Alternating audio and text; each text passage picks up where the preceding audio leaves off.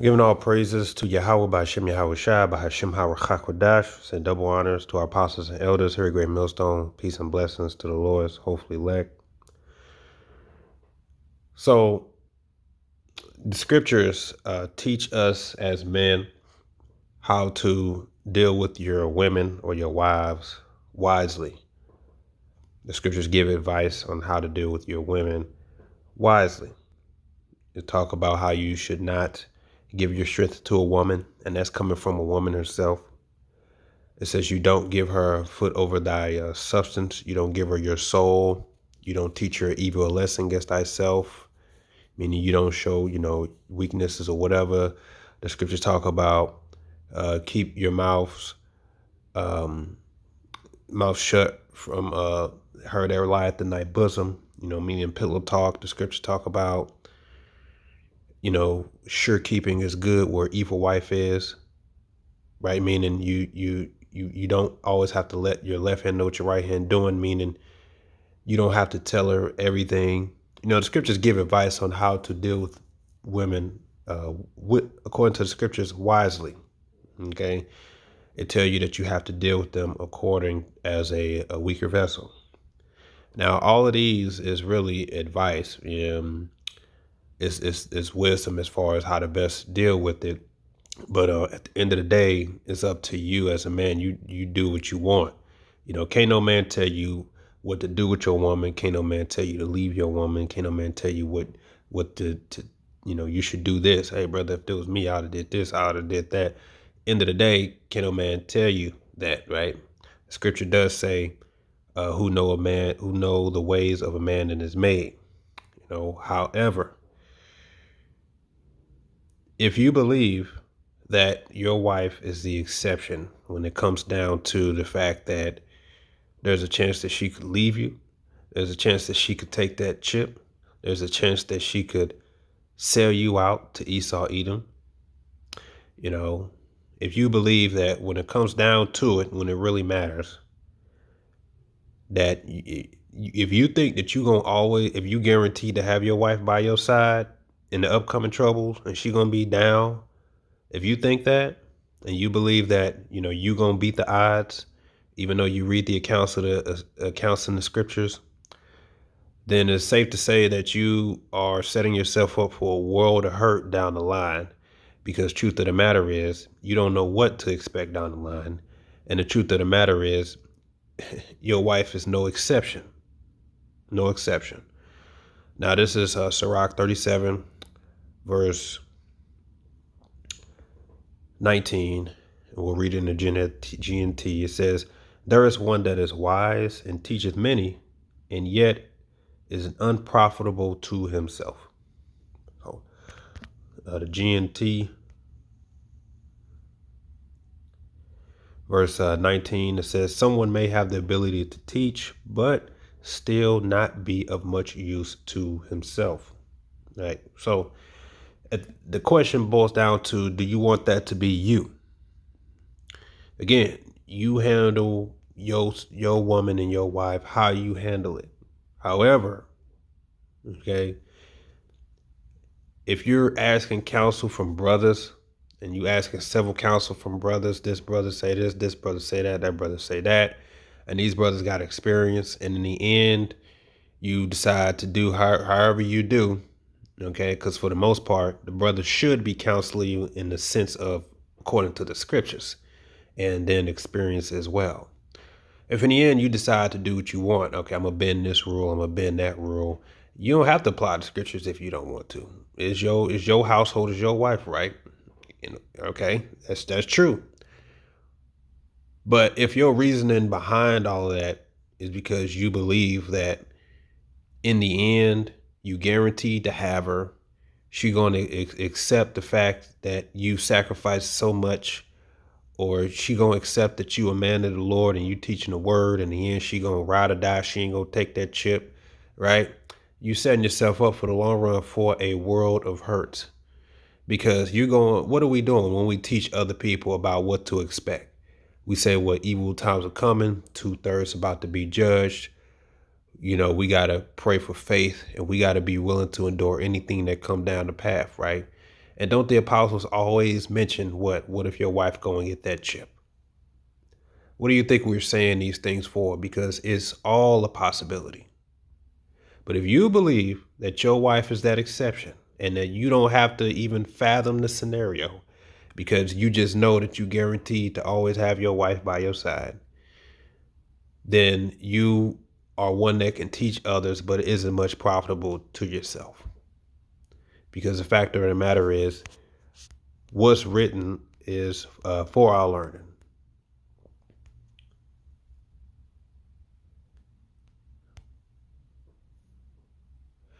Romans 15:4, for whatsoever things were written aforetime were written for our learning, that we through patience and comfort of the scriptures might have hope. So we have to learn. When Yahushua said, remember Lot's wife, Job, you don't think these men thought that they had good women? You think they just chose any old women? You didn't think that they thought that they had good women? But what happened when it came time for persecution, or what happened when hard times came upon them? They showed themselves. They look back, or they said, look, curse the Lord and die. All those things are written so that you can learn, like, man, that can happen to me too. The scriptures also tell you that if the Lord is angry enough, all right, with whomever he is, he ain't got to deliver nobody but you, if he wants to. Ezekiel 14:12, the word of the Lord came to me. It's like the word of the Lord came again to me, saying, Son of man, when the land sinneth against me by trespassing grievously, then will I stretch out my hand upon it, and will break the staff of the bread thereof, and will send famine upon it, and will cut off man and beast from it. Though these three men, Noah, Daniel, and Job, were in it, they should deliver but their own souls by their righteousness, said the Lord Yahweh. If I cause noisome beasts to pass through the land, and they spoil it, so that it be desolate, that no man may pass through because of the beast, though these three men were in it, as I live, said the Lord Yahweh, they shall deliver neither sons nor daughters. They only shall be delivered, but the land shall be desolate. Or if I bring a sword upon the land, and say, sword, go through the land, so that I cut off man and beast from it, though these three men were in it, as I live, said the Lord Yahweh, they shall deliver neither son nor daughter, but they only shall be delivered themselves. Or if I send a pestilence in that land, and pour out my fury upon it, to cut off it from it man and beast, though Noah, Daniel, and Job were in it, as I live, said the Lord Yahweh, they shall deliver neither son nor daughter. They shall but deliver their own souls by their righteousness. And then you have the account in Revelation chapter 20, where it talks about you have the souls of those who would be headed for the truth. Meaning what? Though we do believe Yahweh Bashim Yahshua is going to protect us and provide for us in the evil day, for us and our families, the bulk of the elect will be saved. That's what the deliverance is going to be. But that scripture proves that some of us are going to actually be physically touched and even put to death and beheaded. So everything's on the line. You don't know. Your own life isn't guaranteed through this. That's the truth of the matter. And some Israelites don't fathom that. Some inwardly draw the line up into their life. Truth be told, inwardly they have not considered the possibility that they themselves could be touched with this truth, or go through the concentration camps. Some draw the line at their children. Some draw the line at their wives. Look at Abraham. Abraham had to offer up the closest thing to him. And it's the fact that he was willing to offer that the Lord preserved it. Showing you what? And it's because of his faith that we're here today, showing you what? If you are willing to give up all, the Lord might just preserve all. Okay? But you have to accept that everything's on the line. Yahushua himself asked for his life to be spared. He said, "May this cup pass from me." And he was, He was in a troublesome time. His spirit was heavy. The Lord didn't give him an answer, which that was the answer. A lot of times, silence speaks louder than words. The Lord was a man without sin. He had to lose his own life and be bruised and hurt for our sake. Do we think we're greater than our master, as the scripture says? So when we teach others or when we teach ourselves, it's really up to you to really fathom the gravity of the situation and be prepared to go through whatever it is we're about to go through. Because if the Lord only wants to preserve you, then he may only preserve you. Job, though he was righteous, the Lord took his children, and Job knew that his children were off. He told you. He said it inwardly. Job 1, verse 4, and his sons went and feasted in their houses, every one his day, and he sent and called for their 3 sisters to eat and to drink with them. And it was so, when the days of their feasting were gone about, that Job sent and sanctified them, and rose up early in the morning, and offered burnt offerings according to the number of them all. For Job said, it may be that my sons have sinned, and cursed Yahweh in their hearts. Thus did Job continually. So Job knew that his children wasn't right. But he offered so much, and he just praying, Lord, I hope the Lord protect my children. What did the Lord do? To prove Job, he took him out anyway. And Job said, my greatest fear came upon me. But yet it said what? Without not all this that Job said with his lips. So what does that tell you? We can do anything to the best of our ability, but in the end, the judgment in the Lord's. And have you considered the possibility that it could happen? That's for you to determine. You understand? So like going back to the topic of your wife, okay? You free to handle it however you handle it. That's your household. Can't nobody dictate on how you handle it. The scriptures is just there to counsel you and give you advice. And the scripture says where there is counsel, multitude of counselors, there is safety. So if you believe that if I bend this rule and I bend this and I do this and I do this and all that to try to keep her near you, and you think that if you do all that, she ain't gonna go nowhere, you only setting yourself up for a world of hurt. Because truth of the matter is there's absolutely nothing keeping your woman from leaving. Nothing. Okay. I could tell you, I've seen it. The old camp used to be about 7 brothers. I came in, I was like number 4 or 5, whatever the case was. I'm actually the only one of the original here, but it was 2 brothers for sure I've seen. Okay. One brother, he was always, weak for his woman. The brother's trying to counsel him, etc. And eventually, he would sometimes miss camp, because his wife and, that whole thing, right? And then eventually he had a child. Okay. And he loved the child very much. He had that child. We saw him that one camp. After that camp, we didn't see from him anymore. And before I even asked, I already knew what happened. And sure enough, I asked her what happened to him. Said, look, he had that kid. She basically just gave him that ultimatum. It's either be family man or the truth. Okay. Fast forward today, she still left him. Another brother in the same camp happened, even though he was counseling that brother. Same deal. He had a wife. Her family was really back in California, Issachar, and going through hell. Right? They were military couple. Eventually, she decided that she wanted to move back to the Cali. And, it grieved him. And he told the brother in the camp at the time, he said he cast a lot, on the lot said that if he should either stay or he should go. And he said the lot told him to stay. And he told the brother that, and the brother told him, well, look, that's what the scripture, you should go with that. Guess what? He went back to Cali anyway. Fast forward, guess what? She left him still. So these, and I believe to my knowledge, they're both out there trying to make the call and election short now. But look at that. You give up, and I've seen it time and time again. We've all seen it, but you sacrifice their sacrifice, basically the greatest gift they've ever had. They gave that up, and that still couldn't stop their women from leaving.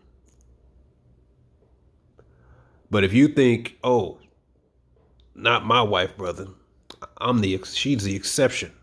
We good here. By all means, you free to do and operate however you wish.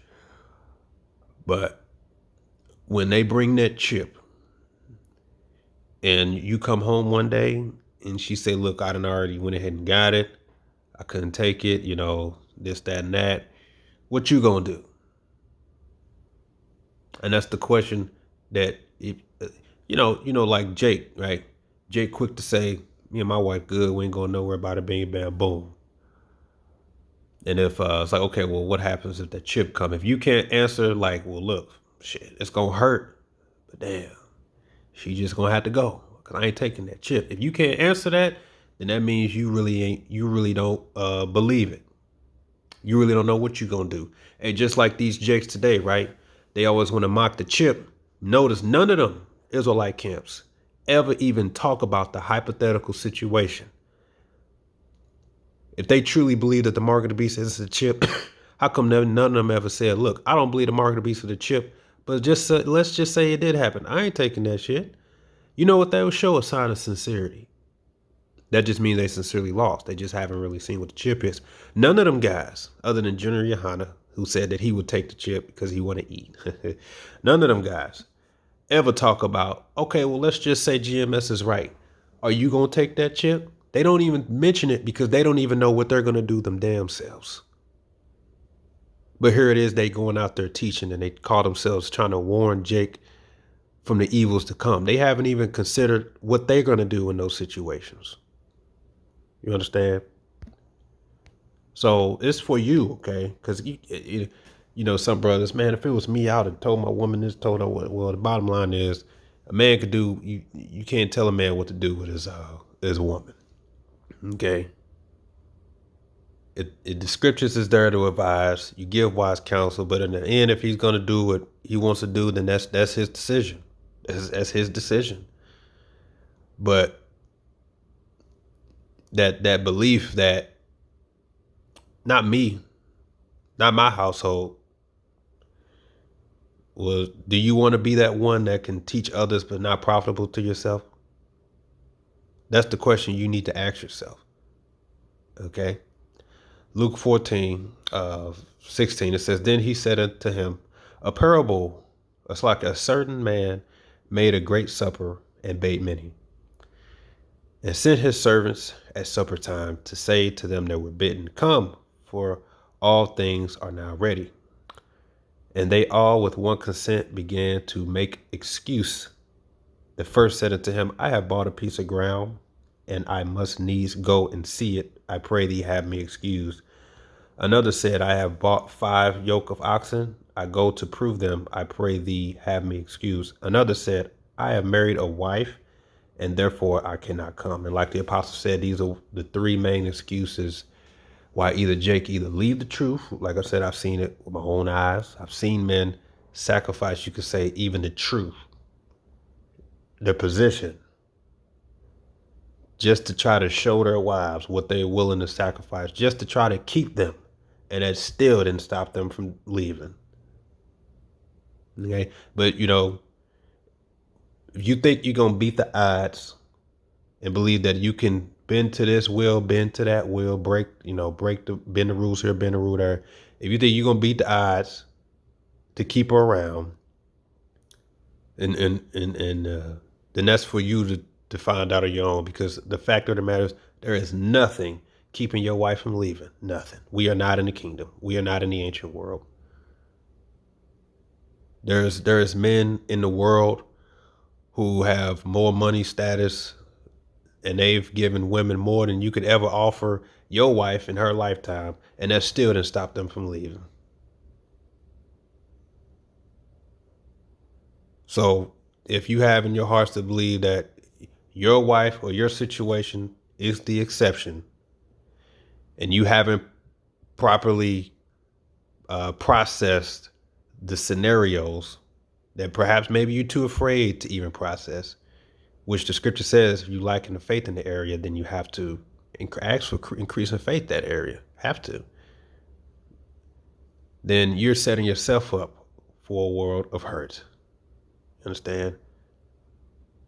It goes on to say, so that servant came and showed his lord these things. Then the master of the house, being angry, said to his servant, go out quickly into the streets of the lanes of the city and bring in hither the poor and the maimed and the halt and the blind. And the servant said, Lord, it is done as thou hast commanded, and yet there is room.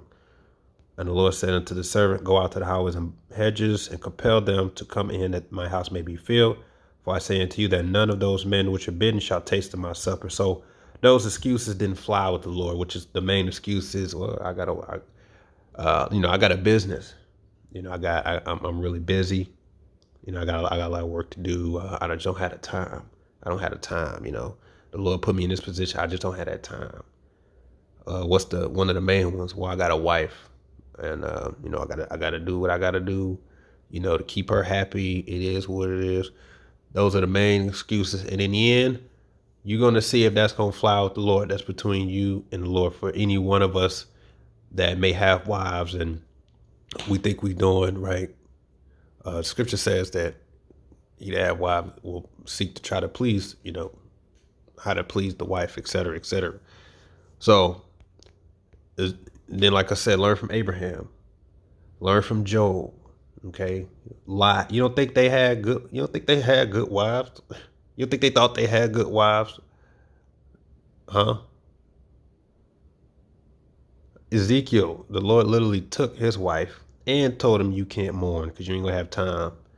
And said what? That's the symbol of what Israel got to go through. And it said everything was written aforetime for our learning. So you could try to, a lot of men are turning their whole life upside down just to try to keep their wives happy or keep them near. You know what I'm saying? And it's like, what's stopping them from leaving, or what's stopping them from taking the chip? If you're doing all that, what you gonna do if they take the chip? My wife ain't gonna take the chip. She ain't gonna take the chip. Okay, but what you gonna do? I ain't worried about it. My wife ain't gonna take the chip. Sorry to say, okay, but you might be in for a rude awakening. You know what I'm saying? And the scriptures teach us these things so that we could be prepared ourselves. Because I've never told a brother what to do with his wife, how to do with his wife, to leave his woman. I never did it because that's not my place. I can just tell you according to the scriptures and give advice. Okay? That's it. That's all I can tell you. And read the examples in the scriptures. You don't think these men thought that they had decent wives? You don't think that they thought they had ride or die chicks? Okay. The Lord in the end is the will of the Lord. You don't know what the Lord's going to do. Yes, the Lord could preserve your whole family, and that's a blessing. That will be a blessing. But in the end, you don't know what the Lord can do. And me personally, any loved ones that I lose, I just believe that in the end, it's the will of the Lord that they could either be one just resting and be wanted to be raised up again if I make it, Lord's will, or they could just be patiently waiting for me to finish my course, and the Lord may bring them with me in the kingdom, Lord willing, if I was to make it. That's what I believe. And even if that's not the case, I will still rejoice in just knowing that they're going to be brought up in the kingdom again. And the Lord's going to reveal them to me whenever they're brought. Look, there go your father, there go your mother, there go your brother, whatever it is. And I'll say, my loved one is saved. That's what I believe. And I have to ask for faith to increase to hold that, because I don't know what's coming down the line. I don't. So for brothers who think that you're going to beat the odds and you think that you can sacrifice a whole lot to try to keep your woman from leaving you or to keep her from taking the chip, and you think moving forward you guaranteed to have her with you, then according to the scriptures, you might be considered one of those guys that's profitable to teach. That's able to teach, but not profitable unto himself. Okay, with that, shalom.